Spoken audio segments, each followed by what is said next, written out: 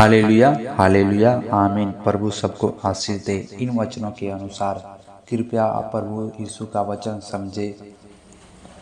डालसी है कि उसका हृदय एवं जीवन की बदल जाता है। जैसे जैसे वह परमेश्वर के वचन को पढ़ता जाता है तो वह अपने को वैसे ही देखता जाता है जैसे दर्पण में देखता और मालूम करता है कि वह परमेश्वर से कितना दूर हो गया है और उसकी आशाओं में के विरोध अपराधी बन गया है। अब उसे गंभीर और धार्मिक पछतावा होता है और तब वह अपने हृदय को परमेश्वर के सामने आंसू और विलाप के साथ उड़ेल देता है। तो यीशु भी उसके निकट आता है जब वह यह मालूम करने लगता है कि परमेश्वर के पुत्र यीशु को लहू हमें सब पापों से शुद्ध करता है।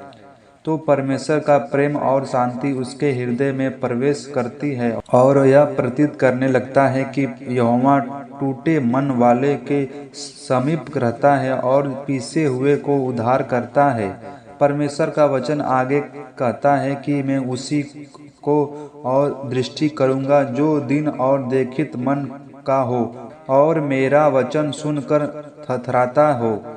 पवित्र आत्मा यीशु के मधुर वारंगी और उसे सुनता है कि हे मेरे पुत्र पुत्री, ढाढ़स बांध, तेरे पाप क्षमा हुए। जब कि वह अभी तक मसीह के क्रूस को और टकटकी लगती है देख रहा है जहां यीशु उसके पापों के बदले में मारा गया, तो वह यह मालूम करने लगता है कि अब उसके पापों को बोझ उठा लिया गया है, क्योंकि यीशु ने हमारे दुख, शोक और रंज को सहन किया और अपने ऊपर उठा लिया। क्योंकि वह यीशु हमारे अपराधों के कारण घायल किया गया, वह हमारे धर्म के कामों के हेतु कुचला गया और यहोवा ने हम सभी के धर्म को बोझ उसी पर लाद दिया। अब उसने शुद्ध हृदय से पवित्रता और परमेश्वर के प्रेम को पूर्ण अधिकार है। जब वह विश्वास से यीशु और उसके क्रूस की ओर देखने लगता है तो वह यह प्रतीत करने लगता है कि उसके सारे पाप क्षमा हुए और अपने हृदय में निश्चित पाता है कि परमेश्वर के पुत्र यीशु के लहू ने उसे सारे पापों से शुद्ध किया। जब उसे निश्चित है कि जो यीशु ने में विश्वास करता है वह नाश न होगा परंतु अनंत जीवन पाता है, पवित्र आत्मा उसकी आत्मा के गहराई देता है कि उसके पापों को क्षमा हो गई है और अनुग्रह के द्वारा अब वह परमेश्वर की संतान बन गया है। रोमियो 8:16 हम को उसके अर्थात यीशु के लहू के द्वारा छुटकारा अर्थात अपराधों को क्षमा उसके उस अनुग्रह के धन के अनुसार मिला है। देह के द्वारा पाप की पूर्ण अभिलाषाओं को पूरा करने की जगह अब परमेश्वर के लिए जीवित रहने और उसकी सेवा करने की गहरी इच्छा तीव्र होती जाती है।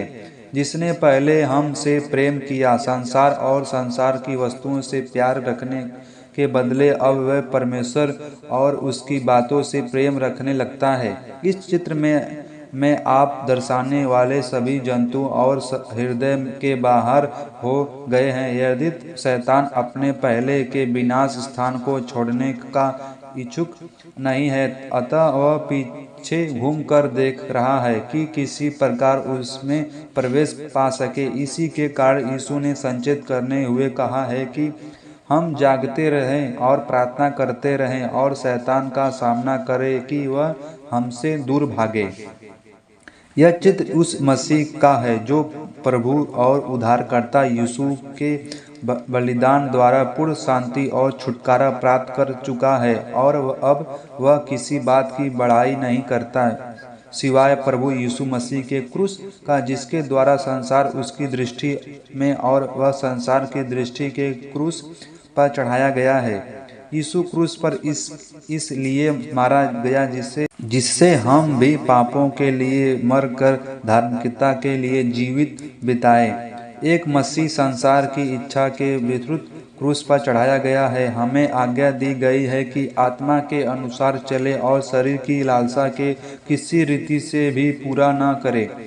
वह खंभा की जिस पर प्रभु यीशु को अपने कपड़ों उतारे जाने के बाद बांधकर गया था। इस चित्र में दिखलाता गया है कि साथ में वह कोड़े भी दिखलाया गया है जिससे वह निर्दयता के साथ मारा गया था और हमारे ही अपराधों के कारण घायल किया गया और हमारे अधर्म के